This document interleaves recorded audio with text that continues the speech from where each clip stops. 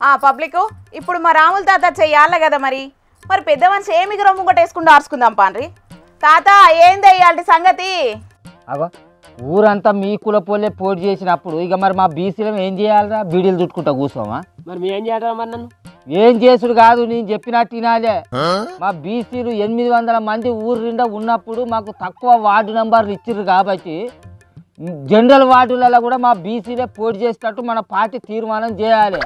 అట్లా కాదు ఇట్లా కాదు అని ఎవడన్నా అడ్డం పడ్డాడు అనుకో కొడుక రప్పే ఇక మరి. చింత వచ్చినా పులుపు చావదు అన్నట్టు మా ముసలోనికి 60 ఏండ్లు వచ్చినా ఆ బల్పు మాటలు అయితే మాంతలేడు రప అట. అరే లచ్చలు అది కాదు ఇప్పుడు నువ్వు చెప్పే లెక్క నువ్వు మంచి జాగ్రత్తగా విను మళ్ళీ నువ్వు కొంచెం పడకు. మన ఊళ్ళో మొత్తం 1400 మంది ఓటర్లు ఉన్నారు. దాంట్లో 800 మంది ఓటర్లు మా బీసీలే ఉన్నారు. ఓసీలు 50 మంది, ఎస్సీలు 250 మంది, ఎస్టీలు 300 మంది ఉన్నారు. 800 ఓట్లు ఎక్కువ ఉన్న మాకు ఎన్ని ఆర్డు నెంబర్లు ఇవ్వాలి ఇక నువ్వే చెప్పు లెక్కంబడి. నన్ను ఎందుకు అడుగుతాను ఆ లెక్క నువ్వే చెప్పరా. సర్కారు ఇప్పుడు విడుదల చేసిన లిస్టు ప్రకారం ఎస్సీలకు 2 వార్డులు ఇచ్చారు, ఎస్టీలకు 3 వార్డులు ఇచ్చారు, జనరల్ 3 వార్డులు ఇచ్చారు. 800 ఓట్లున్న మా బీసీలకు ఏమో 1 వార్డు మెంబర్ ఇస్తారా. ఇది న్యాయమేనా ఇక నువ్వే చెప్పు. ఈ లెక్క ఏమైనా న్యాయమేనా చెప్పురా ఇక చెప్పు నువ్వే చెప్పు. ఆ ముచ్చట్ నువ్వు అన్నని అడిగితే ఏం చేస్తాడే పోయి సర్కారుని అడుగుపా.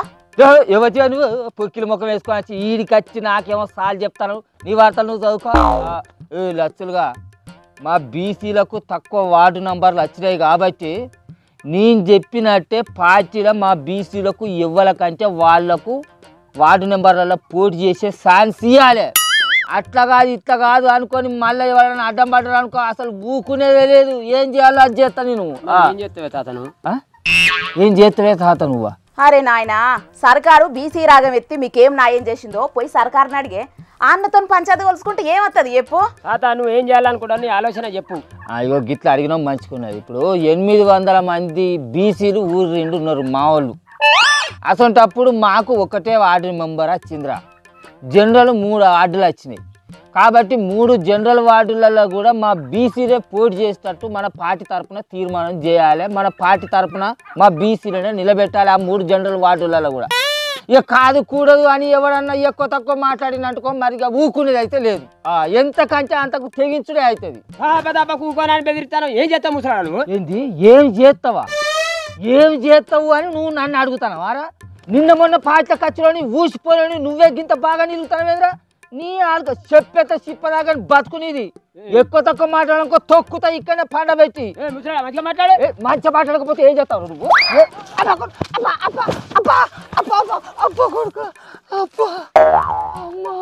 ఓ పంచాదిని పాత్ర పెట్టా ముసలోడా ఇదేం లోల్లే ఏదన్నా ఉంటే మీ పార్టీ వాళ్ళంతా కూర్చొని మాట్లాడుకోరాదుండ్రి. ఇంకా ఏందో మాట్లాడుకునేది? మా ఊరి పార్టీ అధ్యక్షుడిని నేను, ఉపాధ్యక్షుడు వాడు. మేమిద్దరం కలిసి కూర్చొని ఓ మాట ముచ్చట మాట్లాడుకొని ఓ నిర్ణయానికి వచ్చి మా పార్టీ కార్యకర్తలకు చెప్పుకోవాలన్నా వద్దా? వాని ఇష్టం ఉన్నట్టు వాడు మాట్లాడుతా అంటే అది ఏం పద్ధతి అన్నట్టు? అయినా ఈ సర్కారు ఏం పద్ధతి అన్నట్టు పిల్ల? బీసీలకు న్యాయం చేస్తాం, బీసీలకు న్యాయం చేస్తాం, బీసీ రిజర్వేషన్ తీసుకొస్తామని ఓ కొండంత రాగం తీసి మా ఊళ్ళలో గివేనా మా నడవ మాకు పంచాయతీలు గుట్టించే కథ. అక్కడ పెద్ద కోర్టు ఒప్పుకున్నప్పుడు సర్కార్ అయినా ఏం చేస్తుందే మరి? సర్కార్ అయినా చేయాలనుకునే పనులను సక్రమంగా చేస్తే ఎవ్వరు ఏమనకపోదురు. బీసీలకు న్యాయం చేస్తాం, బీసీ రిజర్వేషన్ తీసుకొస్తామని వీళ్ళకి ఇష్టం ఉన్నట్టు వీళ్ళు జీవోలు తీసుకుంటే నడుతుందా? పెద్ద కోర్టు ఊకుంటారా? వాళ్ళు అడిగే తీరు వాళ్ళు అడిగిర్రు. పెడతాం బువ్వేస్తాం కూసో అని వట్టిస్తారు వేసే కూసుండ పెట్టి చప్పుడకి ఇక లేచిపో బువ్వలేదు గివ్వలేదు అని అంటే ఎవరు ఊకుంటారు చెప్పు? ఓ ఇట్లా మా ఒక్క ఊళ్ళోనే కాదు చాలా దిక్కుల ఊళ్ళలో గిదే కథ నడుతుందట. కొంతమంది మంత్రులను కూడా నిలదీసి అడుగుతారు. అవును ఆడాడ జనాలు మంత్రులను నిలదీసి అడుగుతున్నారు. మరి వాళ్ళైనా ఏ లెక్కంబడి ఈ సీట్లను కేటాయించడంలో అర్థమే అయితే లేదట. ఎవ్వలకు అర్థం కాని పనులు సర్కారు చేసేది ఉంటే సర్కారుకి అర్థమయ్యేటట్టు ఈ సర్పంచ్ ఎలక్షన్లలో మా బీసీలు అంటే ఏందో చూయిస్తాం. అరే అది కాదు పిల్ల, కర్మ కులాలకు అన్యాయం చేయమని మేము అంటలేము. వాళ్ళకెందుకు గిన్ని ఆర్డు నెంబర్లు కేటాయించాలని కూడా మేము అడుగుతలేము. వాళ్ళకి కేటాయించాలి, కేటాయించద్దని మేము ఎందుకు అడిగేటానికి మేము ఇవ్వలేము చెప్పు? అదేదో ఇంత రిజర్వేషన్ దాటకుండా బీసీలకు న్యాయం చేయరు అని చెప్పి పెద్ద కోర్టు చెప్పిందట. అదేదో చెప్పిరాట కదా పెద్ద పెద్దోళ్ళు. మరి ఆ లెక్కంబడైనా మా ఊళ్ళో 800 మంది బీసీలు ఉన్నప్పుడు మాకు ఒక్కటే ఆర్డు నెంబర్ ఎట్లా కేటాయిస్తారు చెప్పు? నాకు అదే గా ముచ్చట తెలియాలి. మేమేమన్నా అన్యాయం చేసినామా సర్కారుకు? అరే జనరల్ వార్డులలో కూడా బీసీలు పోటీ చేయొచ్చు కాదే? రేదొక్కదన్నా జనరల్ వార్డులలో కూడా మా బీసీలే పోటీ చేయాలి, కడవలు పోటీ చేద్దాని ఏమన్నా రూల్ ఉన్నదా? ఆ జనరల్ వార్డులలో వేరే కులపోలు కూడా పోటీ చేస్తామని పోటీకి వస్తాళ్ళు. అప్పుడు మా బీసీలకు కూడా పోటీ కాదా? అంతేందుకు ఇప్పుడు వీళ్ళు అత్తులు కానీ సురు రాదు. వాళ్ళ కులపోలకు 3 ఆర్డు నెంబర్లను కేటాయించిర్రు.